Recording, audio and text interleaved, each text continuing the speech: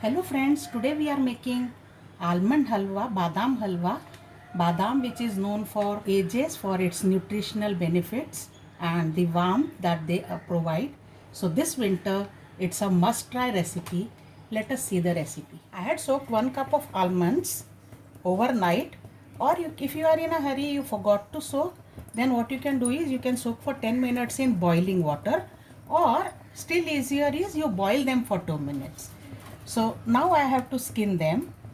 It's very easy to peel once they are soaked overnight or even boiled. So this way we can peel them. You can also take help of kids in the house. They will enjoy this work and it will get over fast. All the almonds are peeled.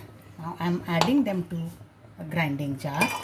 Add half a cup of milk and grind this to a fine paste. A smooth paste is ready. Now let's get cooking. Now I have taken 1/3 cup of ghee. Take pure cow ghee, and to this I am adding all this paste, and now cook this on low flame by stirring continuously. Roast this continuously. This will turn light brown. It will never turn golden brown. I am also adding some saffron, which is soaked in milk for last 15 minutes. This has become thick in just 3 minutes. Let's cook for 2-3 minutes more and it will be done almost. You can see the mixture has started leaving the pan, which is a sign that now roasting process is almost complete. The mixture is leaving pan now completely. It is roasted. I am adding half a cup of sugar.